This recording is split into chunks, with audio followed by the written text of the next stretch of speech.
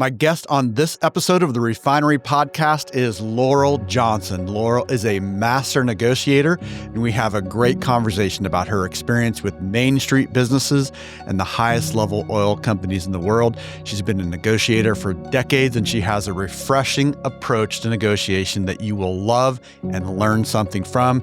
There is definitely something in here for you. You can hear about her style, her approach, and the opportunities that she's making available soon. Let's get into it.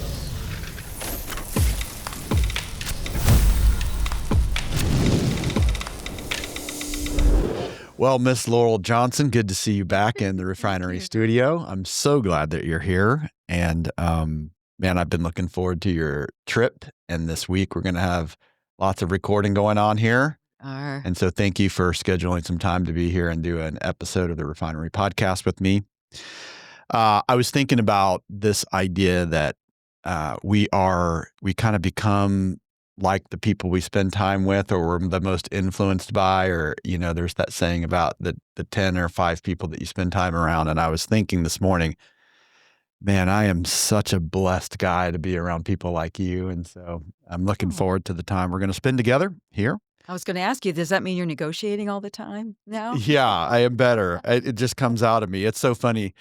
It's hilarious because, the last time you were in here, it was for Paul Martinelli's Martinelli method of sales, which he interviewed you and kind of talking about the difference between sales and negotiation. And I always thought that Ken has the distinct advantage of being in this room with all of the incredible people that come in here to record. And it wasn't long after that Ken and I were in this conversation, and he's talking to me, and all of a sudden, like, the Martinelli method of sales is like flowing through him. So hopefully the negotiations is coming out too. Nice. But definitely. And, it's a fascinating thing because we're negotiating all the time, whether we know it or not, right? And I'm sure we're going to get into that. But speaking of which, how did you get into this? What led you? Because you truly are the best of the best. There aren't anyone that, no one's better than you at this. And I mean that sincerely. But no, I mean, you have such a unique approach to it. But how did you get into it in all of our time together? I don't know if we've thoroughly covered sort of your journey into this. So talk about that some. Oh, it was very much by accident. Yeah. I found myself, I was in sales. Okay. And first part of my professional career, well, the very, very first part, I was in admin. Okay. I was a secretary, and somebody said, you ought to be in sales. And that was the last thing I ever imagined myself doing. You had all these ideas about what sales was going to be like. Well, yeah. The only paradigm I had was when I was a little girl, the Fuller brush man would come door to door. That's how old I am. The fast talking. Yeah. And it was interesting because my mother bought his stuff, and the Amway guy as well. Yep. And but I couldn't imagine anything worse to do. Oh, and that was all I knew about sales. Sure. That you had to go like door to door in the rural Pennsylvania. Yeah. But somebody as an adult said, you'd really, I had had that feedback a couple of times. So I finally had the courage to try it. Okay. And lo and behold, I was naturally very good at it. I was curious about people. And so my first professional sales position was selling intangibles for Travelers Health Network when PPOs first came out. Ah, I see, yeah. So I did that for about a year and a half. And then I joined Motorola Communications and Electronics and sold two-way radio systems. This was before cell phones, believe it or not. Which are maybe available today, but maybe not too many people selling them. Right. Today. But at the time, anybody, any company that had a fleet of vehicles needed to communicate with their people. So I was a female calling in a man's world very much, and calling on job sites and plumbers and electricians and in a suit because that was, but I got really good at it. In my first year at it, I won the Overachievers Award for exceeding quota. And what was interesting was the prize was a trip to the Golden Gloves boxing tournament, which I was very young. I was horrified. Talk about, being. But it was so interesting because I realized I didn't know how to sell. Yeah. So I bought a book And the book was The 1 Minute Salesperson. Oh, yeah. Which was written by the gentleman who wrote The 1 Minute Manager. Yes. And it made total sense to me because it was the notion that people don't buy your product, they buy how they're going to feel when they're using your product. And I totally got that. Yeah. So I had a lot of native, I guess you could call it emotional intelligence, and I love people. So it was interesting. At particular trip, they had a round table with all these supposed champions in the field. And how did you do what you were doing? I was the only woman. Yes. And they came to me, and I was very young. You're right. And how did you, I said, well, I think the people don't buy our radios. They buy how they're going to feel when they're using our radios. There was like this dead silence. Yeah. Some people won't get this reference, but that was like an E.F. Hutton commercial, right? Yeah. When E.F. Hutton talks, right? You could hear a pin drop, and they went, yeah, well, George, how did you do it? You're right. I mean, they just totally didn't know what to do with me. Yeah. But I was successful at it, but it was a difficult environment. And but that's where I honed my selling skills. Okay. And then I went into private business and was in sales. I married somebody who owned a business. I see. And so I built that company by selling telecommunications equipment. Okay. And this is a long story of how I got into negotiating. But I have 14 years of that, and our marriage ended, and I lost my job. Yeah. And I wanted to be in sales because I knew that would be a way to support my children and have unlimited income. Absolutely, yeah. Nowhere to go but up, right? Yeah, and I answered an ad in the paper for this small business brokerage company. And I knew what that was because as part of our process, we contemplated selling the business. Yeah. And we landed up not doing that, but that's how I learned about that profession. I see. So I went to interview, and the gentleman who owned the company wanted to hire me on the spot. And he said, do you know how to negotiate? And I kind of got triggered by it because I had just come out of a very bad negotiation where you saw the I didn't do it very well. I learned then the difference between negotiating and selling because all the things that helped me be a great salesperson, having a relationship, finding out what the other party wants, helping them get it, didn't work in that circumstance. Yeah. So I kind of looked at my, at the table, trying to figure out how to get out of there fast. And he said, no problem, I'll teach you. Nice. And he gave me a book called Getting to Yes by Roger Fisher and William Ury. He said, I want you to read this. Yes. And I'll teach you how to negotiate. And that was my introduction to the concept that negotiating is different than selling. They're close cousins. Right. And there's usually some negotiating in the sales process. But it turned out I was even better at negotiating than I was in selling. Interesting. Because I was really fascinated by how do you help the other party get what they want in a way that helps me get what I want. Yeah. So that's how I started my negotiating career, selling businesses and negotiating. There's a lot of negotiating in that process.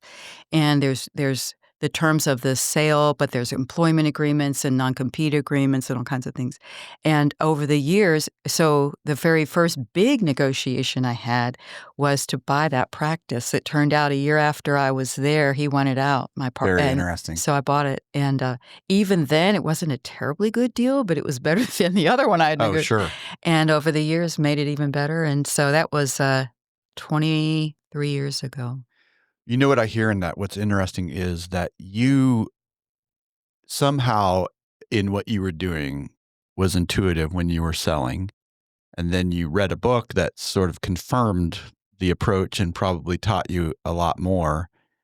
And that development of those soft skills that you were using, how quickly that made its way through your life to a result of now going from a very unfavorable situation where you're, a relationship and marriage and business is ending to now you're in a short period of time, relatively, you're owning a new business, right? Right.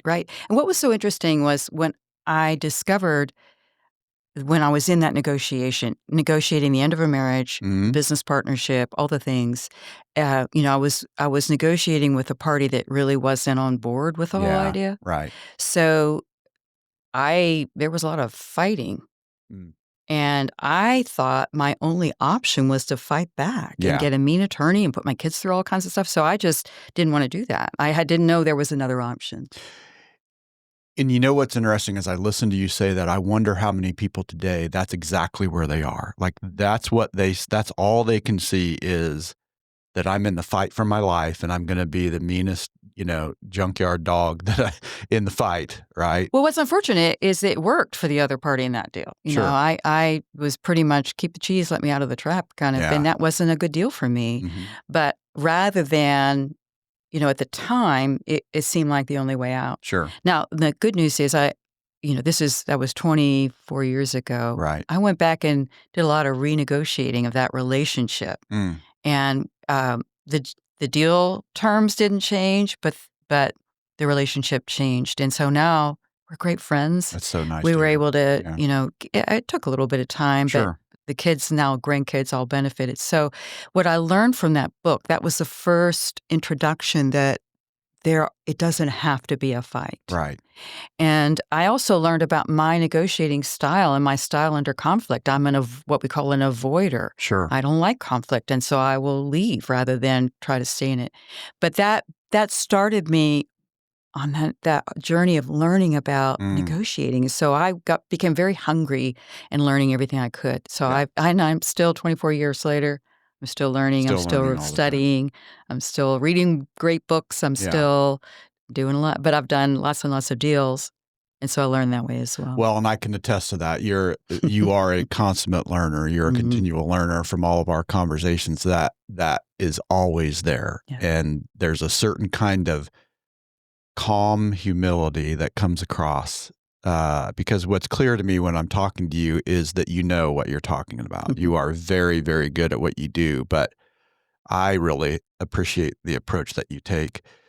I'm curious, when you go back to that time when you were now owning this brokerage business, and in that first year, and then when you were kind of like, hey, I need to go back and study this, what were you finding, even from having been a member of the team to now owning this? What were you finding most surprising about now I'm an owner of this? What surprised you most in that time?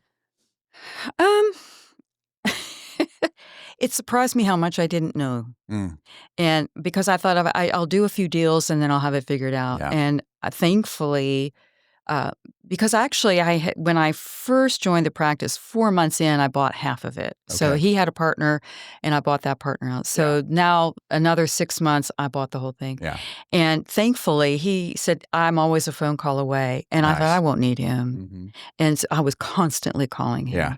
So what surprised me, and it continues to surprise me to this day, every deal is different. Every deal, there are things I think I have it all figured out. I think I'm not going to get surprised. Yeah. And that keeps you humble. Yeah. And if you're smart, it'll keep you humble. Right. Because then I've learned to never assume I know all the pieces. Yes. There is a certain predictability to deal flow, and humans are fairly predictable, I've learned, in terms of how they respond and react to things. But also they're unpredictable and irrational. Well, that's probably what makes every deal different, right? Is that sort of duality of the predictable things that you can expect, but then the curveballs that people throw you. Because people are really, it's kind of interesting.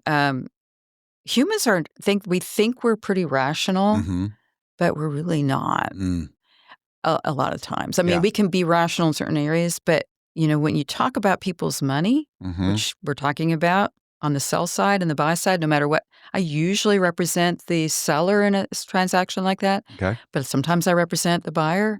So I'm either spending their money or I'm trying to set them up for their next chapter, whether it's retirement or whatever. Sure. And it becomes very emotional. Yeah. But that continues to be a surprise to me. But people can be fairly even keeled, and then something comes up and they go off the rails because you're confronting change. Yes. And a lot of times in negotiating, even in real life situations, if you just because I see negotiating just as when there are parties like to a difference or a dispute, just try to resolve it. Right. To their mutual satisfaction. So that can be a commercial deal, but it can also be, where are we going to go for dinner tonight, honey? It's showing up all the time, right? Yeah. Yeah, there's a lot of different circumstances in which there's a difference or a dispute. So it has surprised me And that's probably what fascinates me about it too, keeps me in it. Yeah. Well, I think it's interesting that at that time when it was really for you, like, I'm either going to learn to do this my way, or I'm probably not going to keep doing this. You didn't say that outright, but I like that you chose to learn to do this very well in a way that suited you and wasn't sort of like contrary to your soul, right? Right. And I'm sure that decision was pivotal for you because that has contributed to your longevity in this industry, right? And it's fascinating to me because I wonder how many people feel that way. I think, like for me, we were talking about Paul's sales system. Well, prior to Paul's sales system, I would have been like you were about sales and negotiation, not for me, and for the similar reasons. And then I realized there's a way that I can do this that is so authentic, and I am not violating my conscience. I'm not violating other people, and I feel really good. And guess what? It gets good results too. So I appreciate that, and mostly because I am certain that there are many people who would listen to this who they might not even realize how much improving their negotiation skills could improve their life.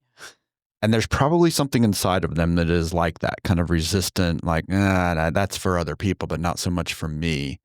So I really appreciate that you went on that journey to go, no, I'm going to do this in a way that's suitable to my soul.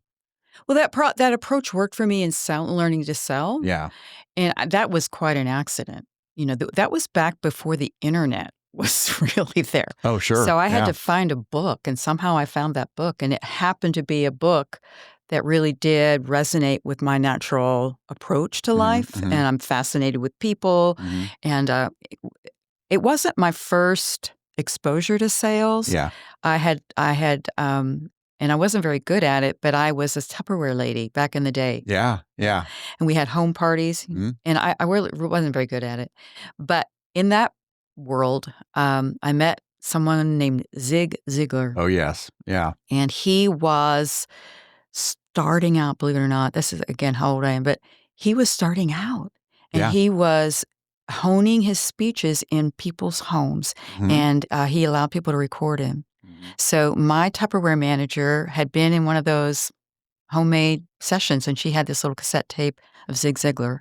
Very nice. And he said something that resonated with me and has become really a very guiding principle in my life, and certainly in my approach to negotiating. And he said, you can get anything you want in life. He says you can get everything you want in life if you just help enough other people get what they want. Isn't that fascinating?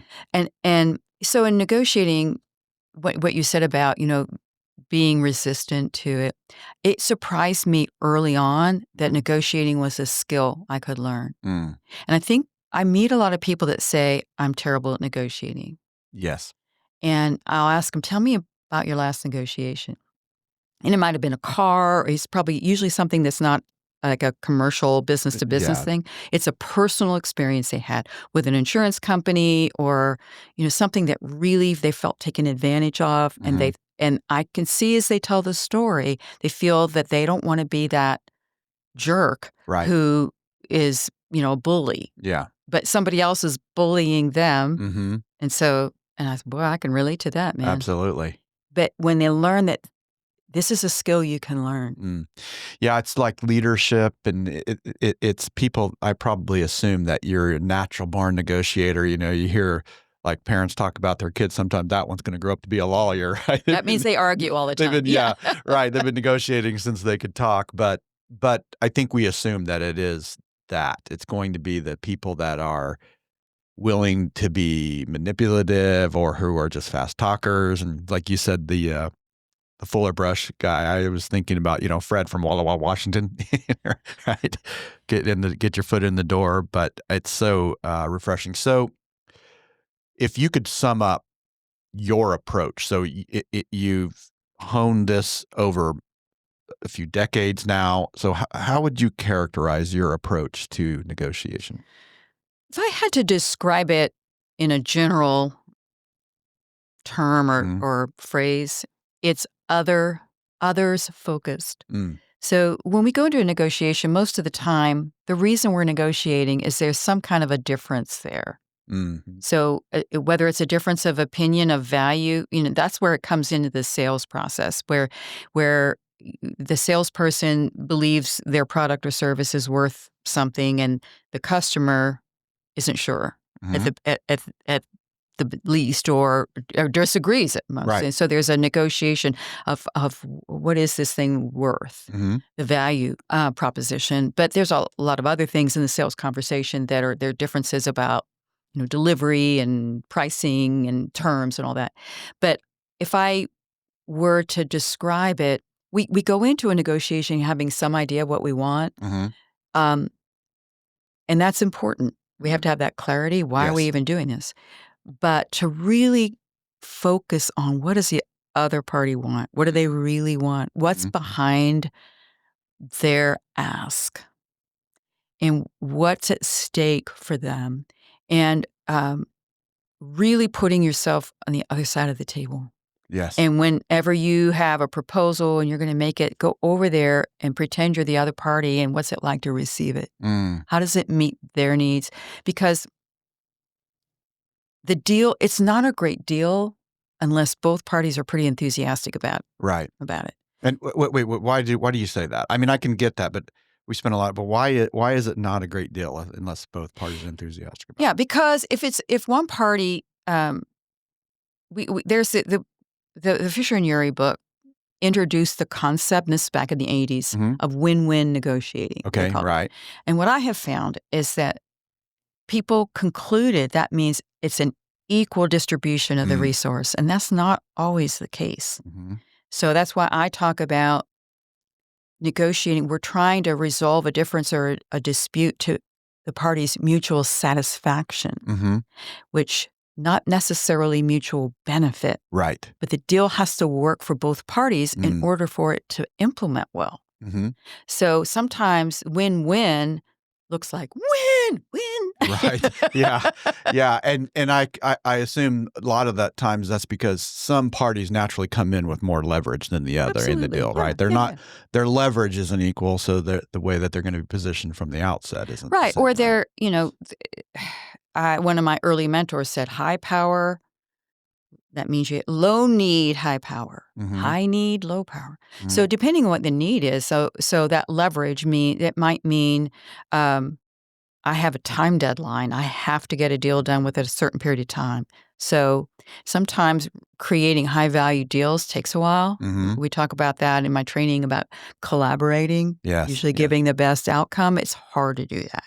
It takes time to build a relationship. It takes time to really understand the other party's wants, their needs, what's available to them, what's their zone of possible agreement.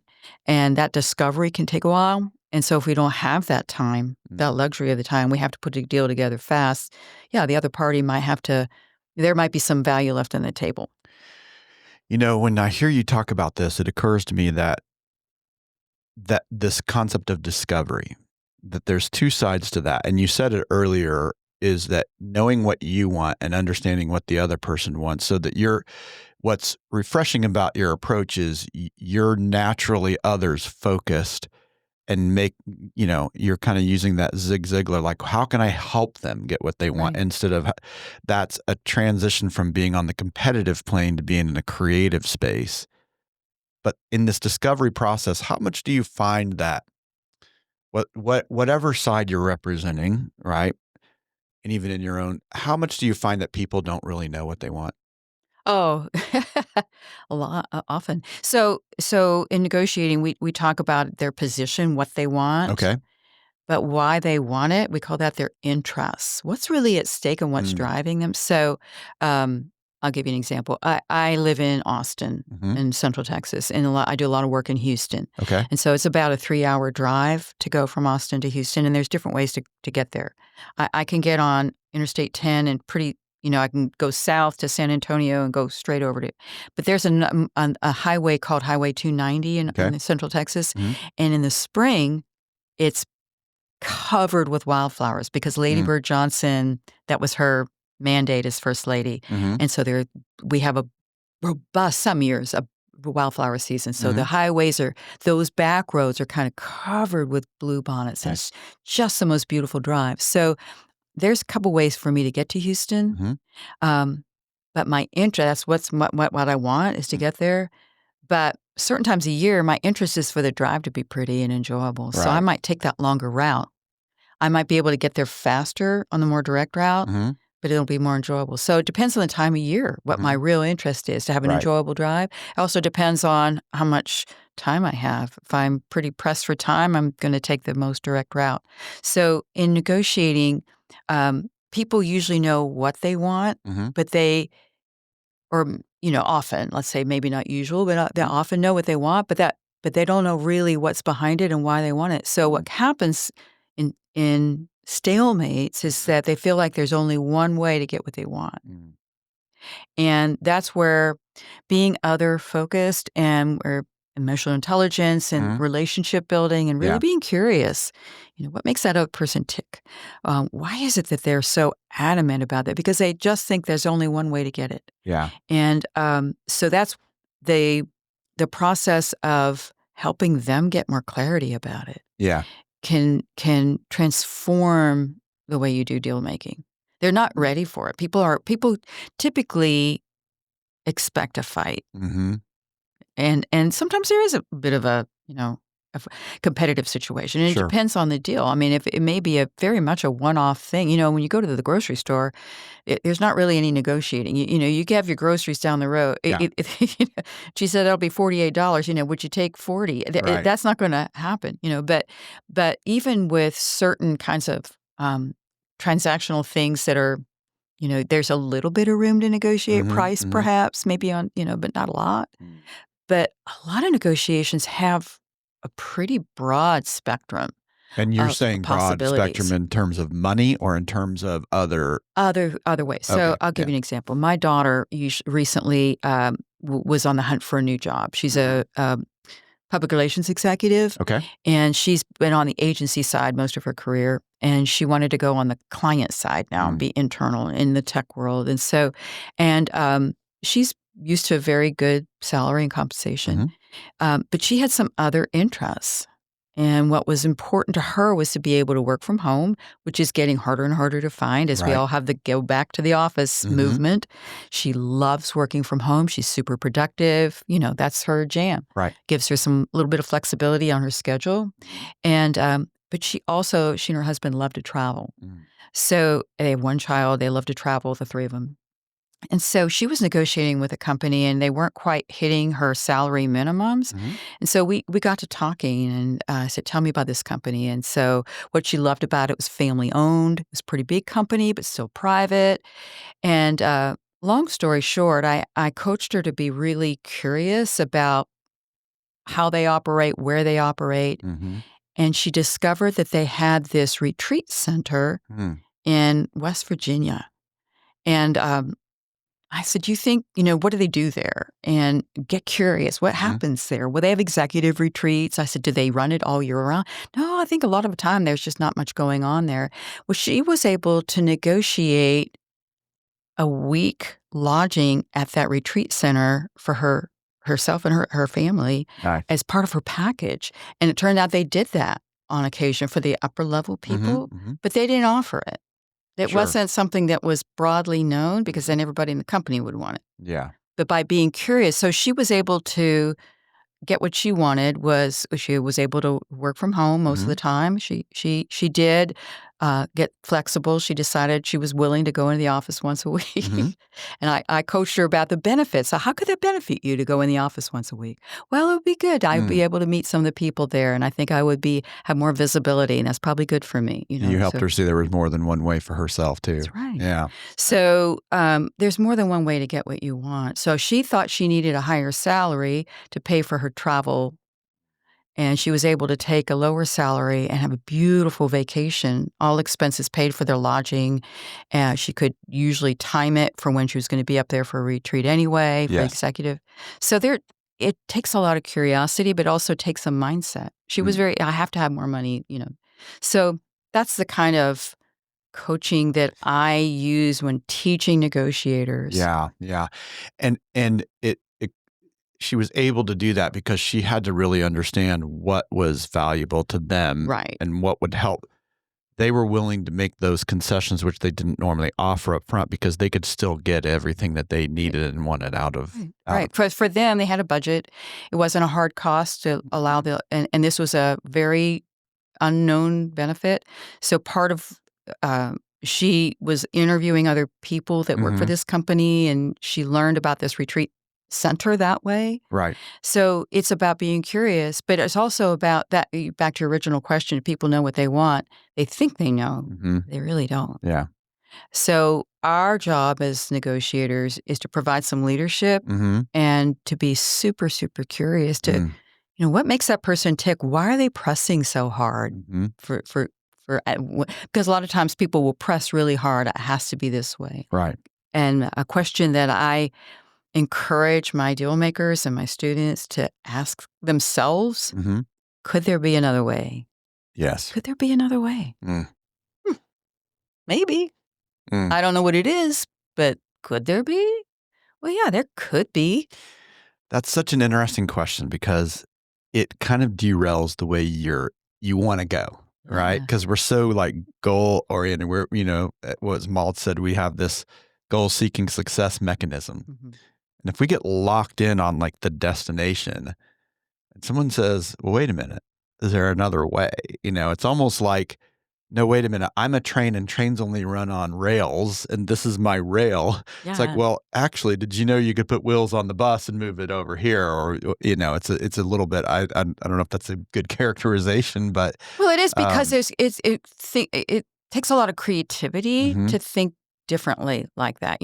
One of my mentors, Paul Martinelli, he's brilliant at this notion of just thinking differently. Yeah, absolutely. And, not to get political, but there's a lot of dialogue on the public ethos, discourse, you might say, about negotiating right now. Yeah. And thinking differently. Yeah.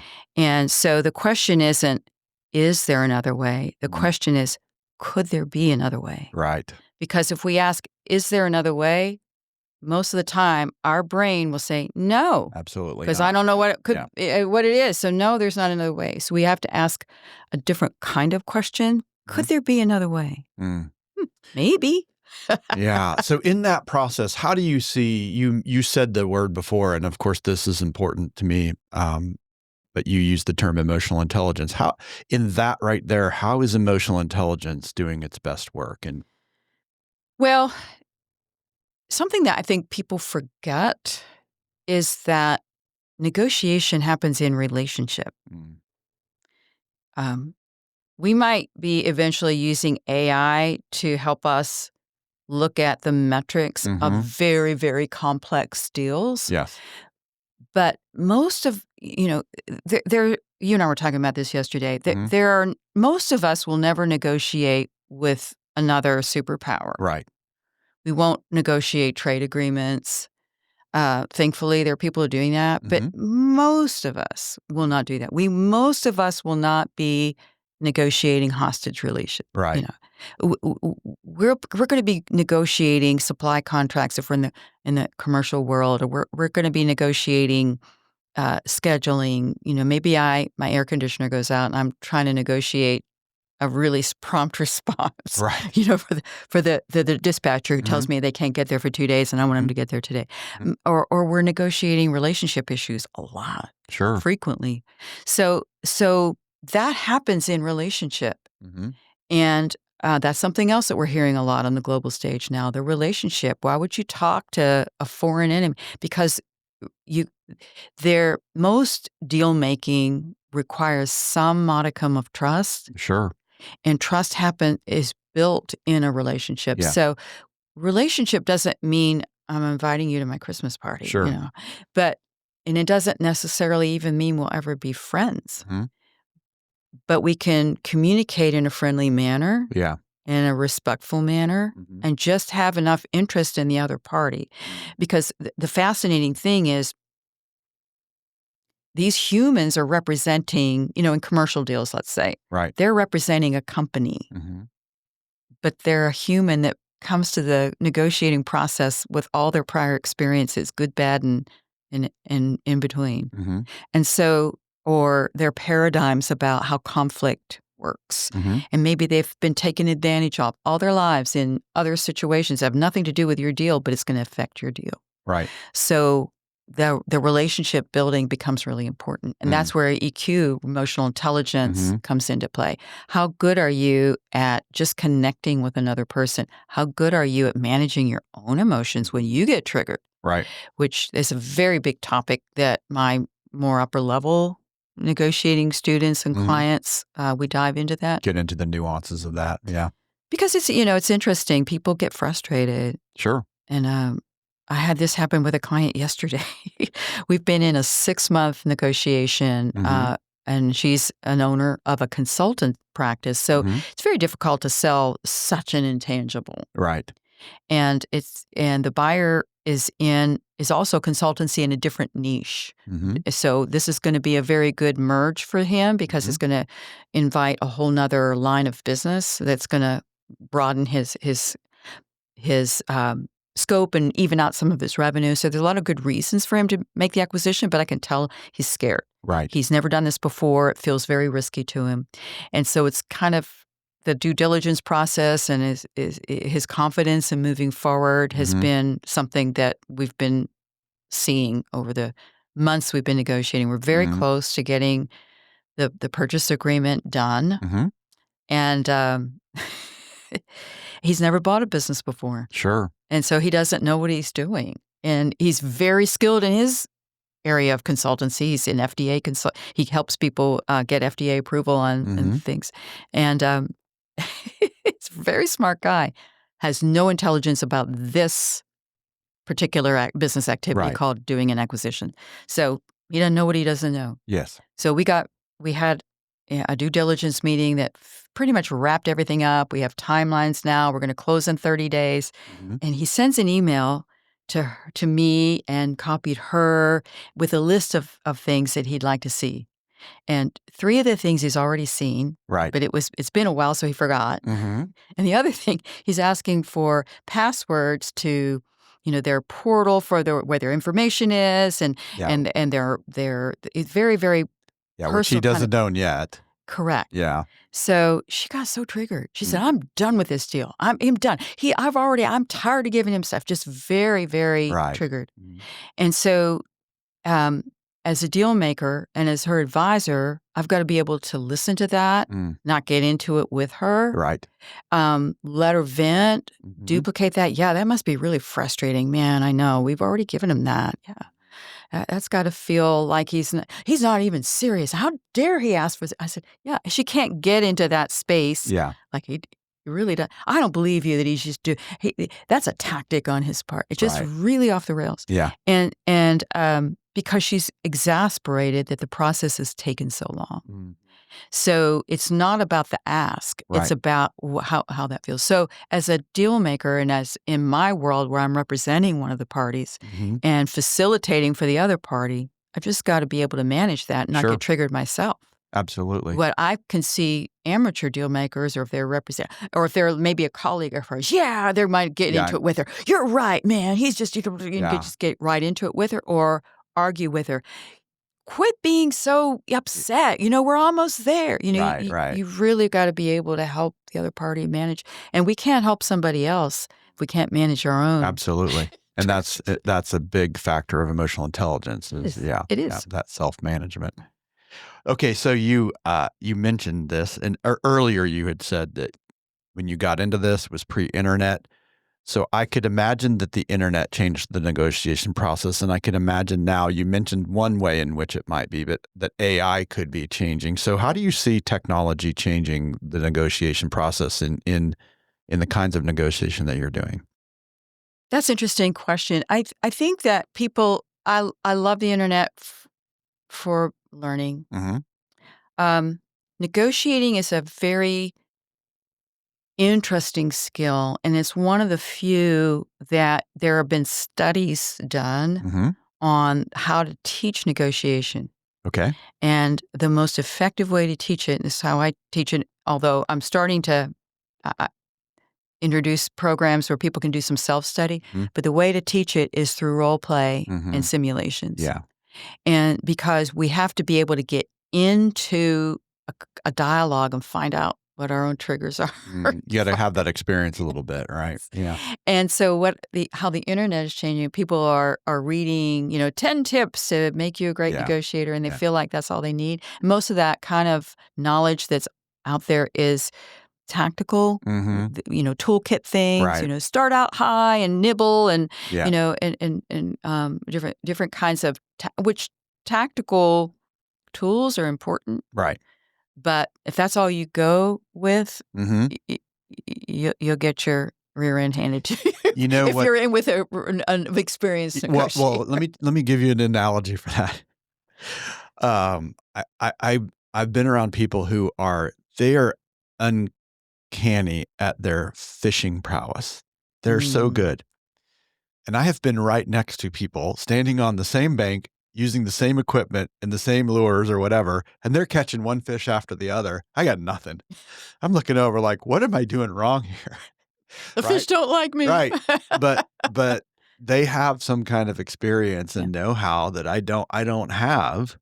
And I'm standing there with all the right stuff, supposedly, but what I'm missing is the experience that they have. And the result, that's just such an interesting life experience, because I can see like there's an immediate result to someone having more experience. And it sounds like quite similar in this, that, hey, we could go buy all the gear, get the fancy, these 10 tactics, but if you don't really understand how to finesse these and use them, and you don't have experience to draw on that says, yeah, that's a technique, but if you use that tool here, that's like a hammer trying to do some kind of surgical work, right? Or everything, yeah.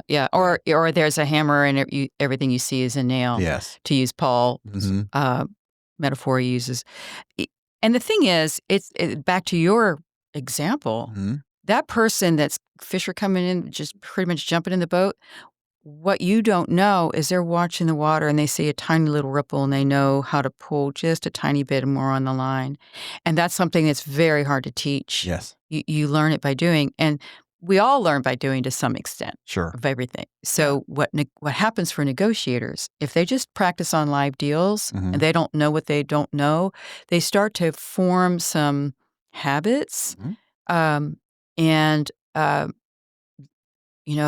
That's how they land up doing it, which they feel like they might be successful. For example, they might be very competitive and very, slam the table kind of a negotiator.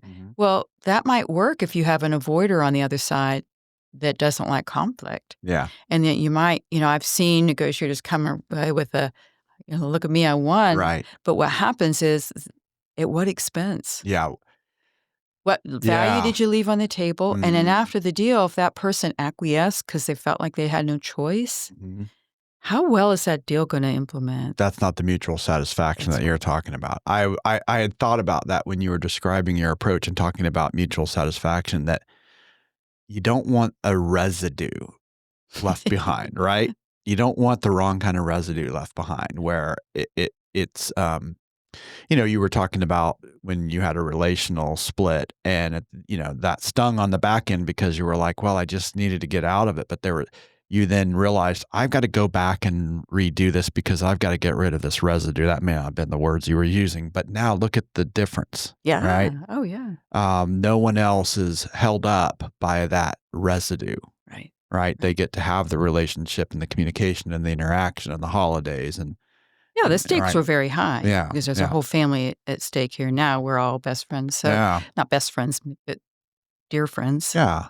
And I'm not suggesting that can always work in a negotiation to go back and recraft it. But the relationship becomes really important.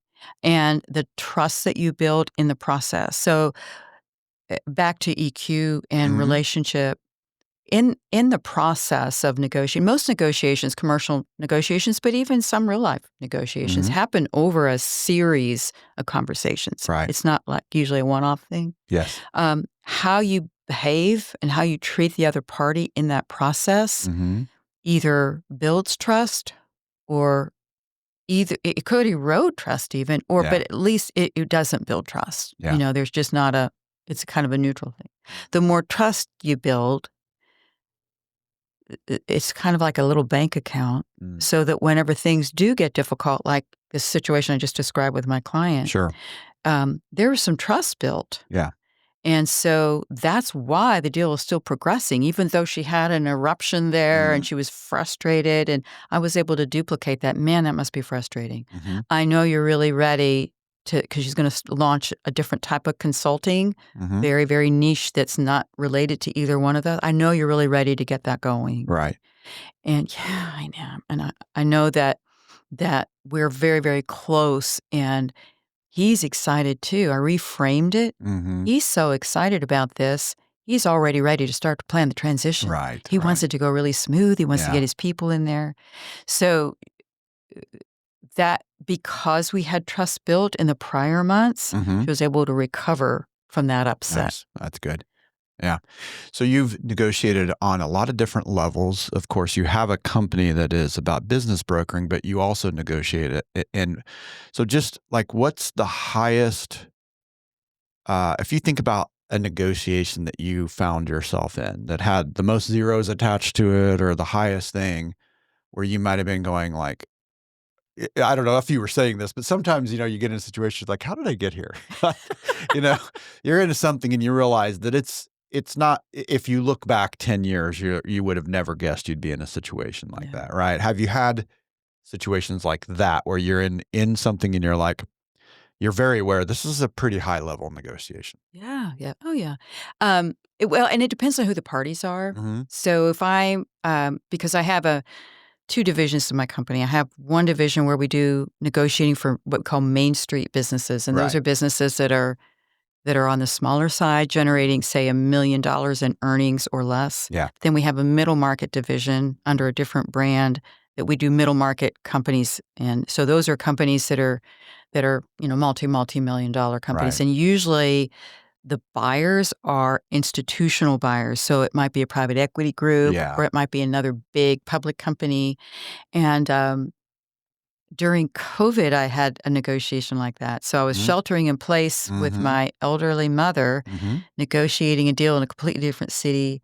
And in fact, one time I was on a plane to introduce the parties. The buyer was part of a private equity group, very large one, flying in. We were meeting, so we could meet we had the deal negotiated. He's meeting the owner, and we're going to do a walkthrough of the business. We were very, very close to complete. That was part of the due diligence process where we get a deal struck, and just for people that aren't aware of that world, you get an agreement on price and terms, but then it's contingent on the buyer being able to really investigate the company, look at all the financials, do a site visit.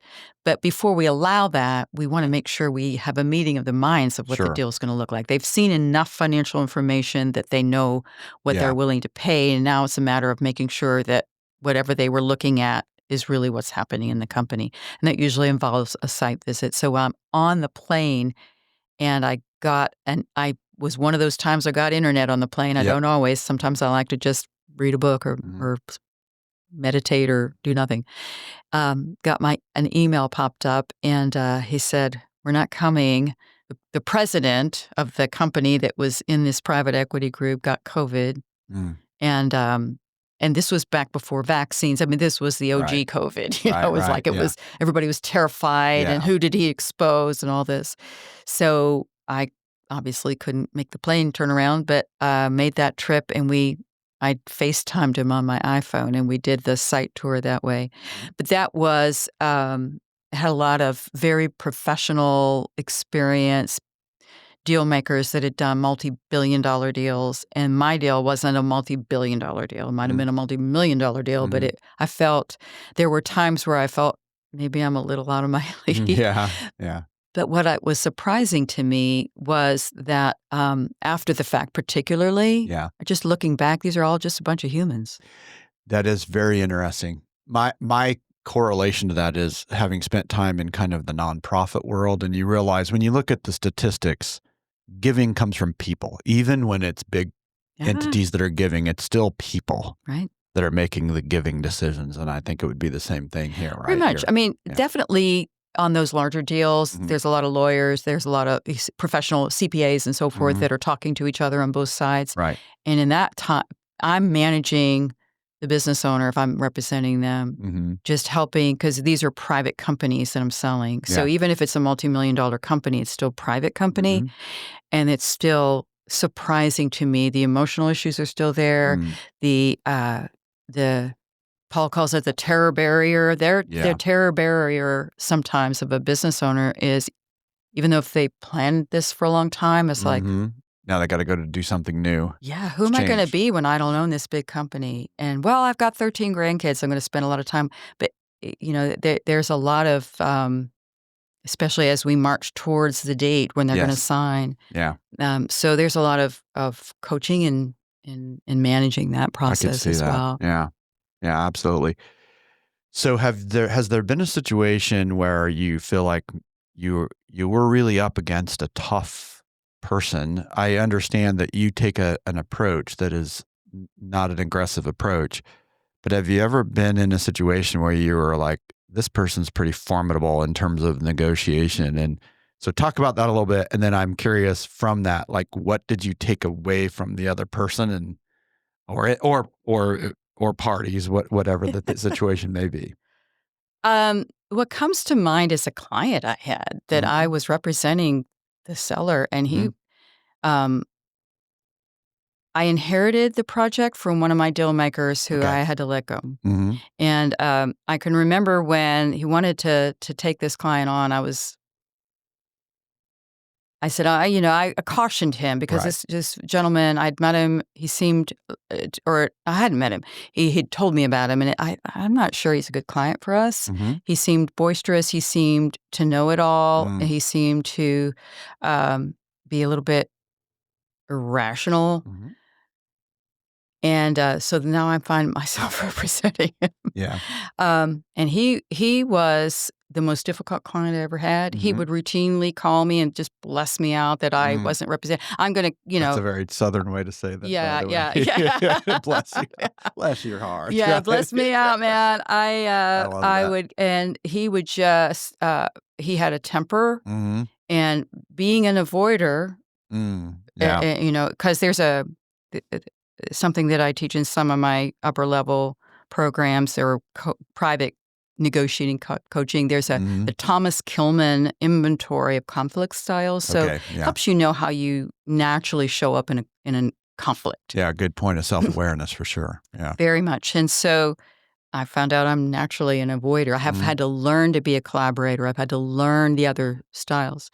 So it was very difficult. I couldn't wait for that engagement to be done, but I still was very committed to helping him get what he wanted. Yeah. And that was how I would, he would just threaten to crash the deal. He's not doing this. He's not doing that. And so it was a lot. It was a lot of training for me to listen and to ask questions. And there were times where I would just listen and let him vent. And if we were on the phone, typically there would be this like silence, and he would go, "Hello? I'm still here, Scott." Yeah. Absorbing. I want to help you get what you want. Yeah. That was a lot of how I would handle that. But it was difficult. But those are experiences that you can choose to learn from it. Sure. Or you can choose to run from it. Yeah, better, I not chose bitter, to right? learn from it. Yeah. And what's really wonderful about it was one of those, we got the deal done. He wasn't very grateful, it was just like, okay, it's all fine. He felt like he's giving the company away. Yeah. 5 years later, my phone rang and I saw his name on there. Yeah. I was like, uh-oh, something terrible went wrong with the deal. What is it? He was calling me from Hawaii to thank me. Wow. And to get my address because he had written a book of poetry and he wanted to send it to me. That was his penance, right?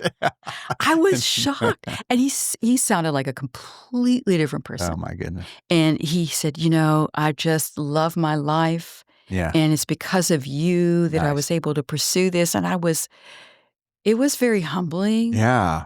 And it reminded me, I feel like it's important work that I'm doing, helping people step into the next chapter of their lives, whatever side they're on. But that is influence right there. Is what that is. Very nice. So, just a cup. If someone is an entrepreneur and they're in that sort of Main Street type business, they're going to be hitting around the 7-figure mark.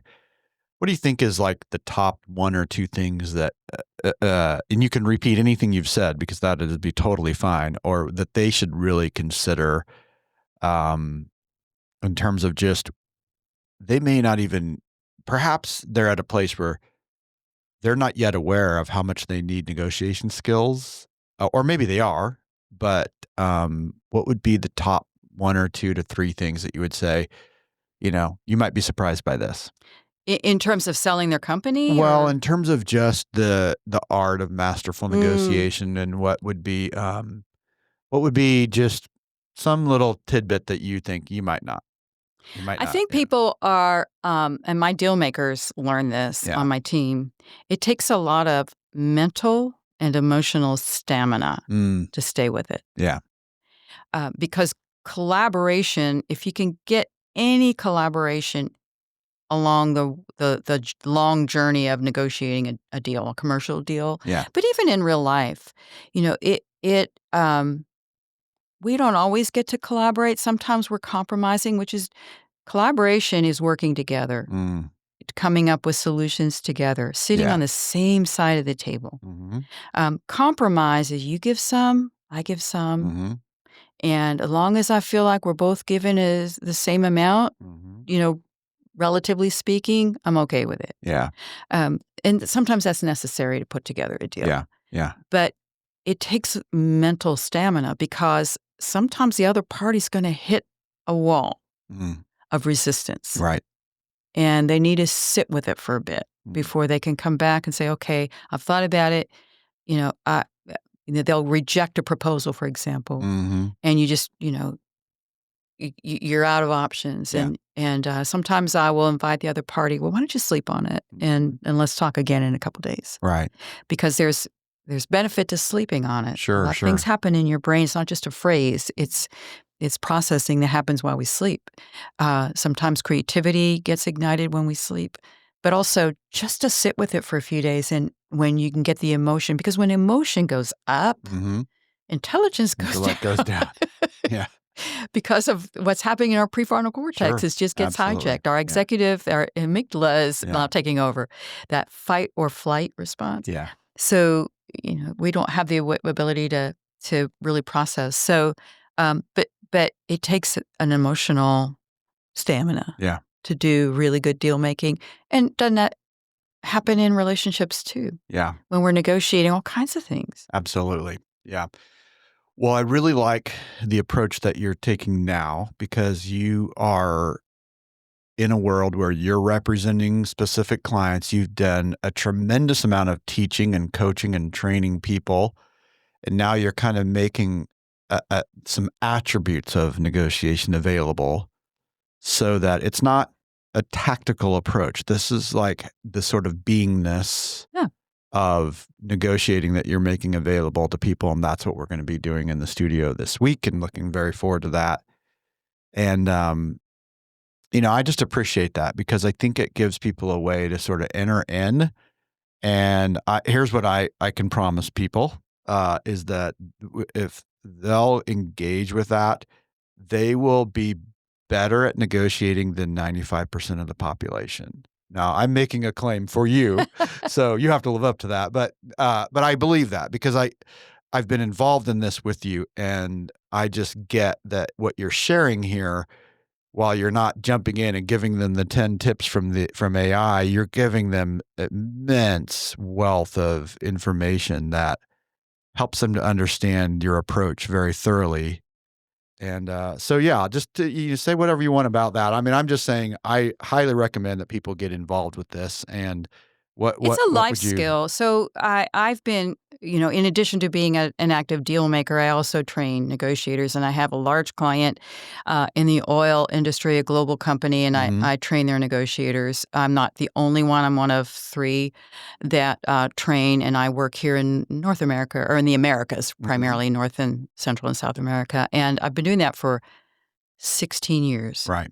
And these are deal makers that negotiate very complex long-term deals. And what I have seen in my work with them over the years, teaching hundreds of programs, and I have lost count of how many students. Um, and these are immersive programs where they're in there negotiating simulations. I've seen that what you do is important, but what's more important is who you are. Yeah. And how you show up in the negotiation. So I think people, and so much training out there, as I mentioned, is very tactical, very the toolkits and do this and do that. But if you don't look at who you are and what are the attributes of a really masterful negotiator, that because I've been wanting to bring more training to the general populace. Right. Yeah. So because almost any time I meet anybody and they ask me what I do, if I say I train negotiators, pretty much 100% of the time, people say, "Oh, I need to take that course." Absolutely. Because people perceive that they don't know how to negotiate well. And very few people actually study the craft.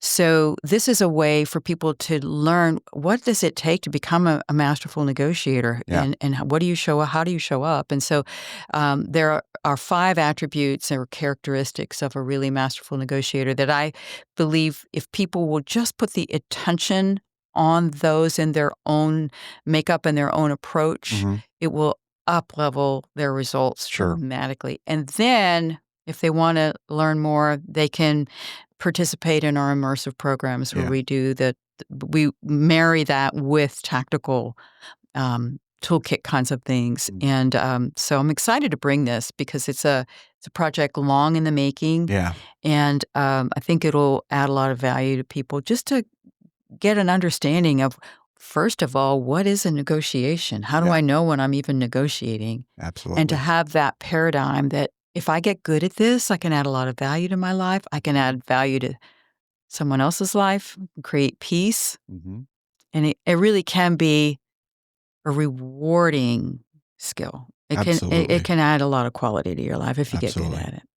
It's a great pathway because it allows people to get warmed up and to really get your expertise and get immersed in that, and then have an opportunity to then get closer to you and have these interactions and really from anywhere. In other words, that you reside in Texas, but they don't have to be in Texas, and they get the advantage that you're bringing to all those people in those rooms when you're training these negotiators, that then they can get that interaction with you. Right. And we for many years, we just did that training I mentioned in person. And then when COVID hit, my client said, we can't stop the negotiating training. So I converted it into a program that we deliver online. Even the immersive nature, we put them in breakout rooms and so forth. But what also motivated me to bring this knowledge to the public is that usually it's a 3 or 4 day program. If I'm in person, it's a 3-day program. Online, it's 4. There's usually on day 2 or day 3, there's somebody in the lights sort of come on. Yeah. I could use this with my wife. Yeah. I could use it with my kids. Yeah. And so it is a valuable skill. Absolutely. And so I'm excited about bringing it to more people. Yeah. Yeah. The world needs more masterful negotiators. Absolutely. And when people really have listened to this conversation and understand the approach that you're taking, I think it will be very easy for them to see why. And it's so refreshing. And, it's funny, we've had this whole conversation and we haven't even used your great phrases that you help people get what they want without a fight, right? So let's end with that. Kind of talk about that a little bit. And I'm glad you mentioned that, because I was thinking just because you're others focused doesn't mean you're working very hard to protect your own interests and get what you want. That's not it. It doesn't mean you're a doormat. Right. It doesn't mean you give up everything just for the sake of peace. Yeah. Not at all. It just means the pathway to getting what you want is to really understand what the other party wants and craft a deal that serves both needs. But in order to do that, if you're fighting and you're pounding the table metaphorically or for real, I've had that happen too. Yeah, right.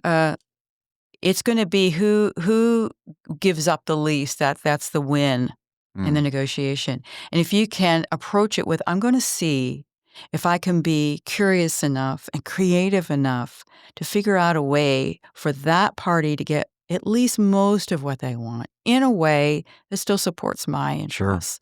Sure. And a lot of times that's possible. Negotiating does involve a process of trying to resolve it. And when parties come to a negotiation, a lot of times they feel like this is how it has to be. And, well, this is how it has to be. Right. And there's the difference. And so we have to work together to see if there's another way. Yeah. Could there be another way? Yeah. And that's, to me, if there's fighting, there's not likely to be a lot of creativity. Sure. Yeah. There's not likely to be value. And also, if there's fighting and the deal gets done and okay, afterward, that's just the beginning of the process. That's the contract, that's the deal. Now it has to implement. If there's not a mutual satisfaction there, the deal's not likely to implement well or at all. Yeah. Which is another topic for another podcast. Well, and that's such a great approach, how to get what you want without a fight. And so people are going to be able to have the opportunity to learn the art of masterful negotiation and then move on as they are ready to into getting some of those frameworks and some of the other techniques and the immersion as well. So if you could just list these attributes, what would those attributes be? So the ones that I've chosen to focus on in this foundational course, first of all, is clarity, knowing what you want, and all that entails, finding out what the other party wants. Sure. And then the next one is curiosity. Okay. Really being curious in what can you learn about another party? What are you assuming? How do you test those assumptions and so forth? The next is effective communication. That's the medium through which negotiation occurs is communicating. Right, so we have to get good at that. And then being creative. And how that's where we, could there be another way? And how do I tap into that creativity in the context of deal making? And then the final one is collaboration, and where we use all of the other attributes to engage the other party in working together. Is it possible for us to work together at least a little bit? Nice. Yeah. So those are the 5 attributes. Nice. And so they can take that as a foundation and go get the other interaction framework from there and in a great spot to do that. And no matter where they are. So I like that. So, okay. Is there any question that I should have asked you that I haven't asked you in this that you think, well, people maybe need to know this? Anything that we've missed? Well, the only thing that I would say is sometimes people, on the one hand, they say, oh, I need to take that course because I'm not a good negotiator. But some people might say, well, why should I learn how to negotiate? I don't do that in business. I would just say that sometimes people will say you're always selling. And because you want to influence someone, you're selling your child on the concept of clean up your room before we have pizza or something. And I would say that we're always negotiating because negotiating up levels your ability to influence another party ethically and morally. And there are tons of situations. So selling sometimes is convincing someone to see it your way, whereas negotiating is collaborating, finding out what the other party wants, and seeing if we can create a solution that causes them to be very enthusiastic about it instead of, oh, all right, I'll clean up my room. Could there be another way? To help them enthusiastically embrace an idea. And that's a life skill that everybody can use. So it's I think, a very important life skill. Well said. Well said. Well, thank you so much for taking the time to be on the podcast with me. I'm looking very forward to the week ahead of us here and the recording in the studio.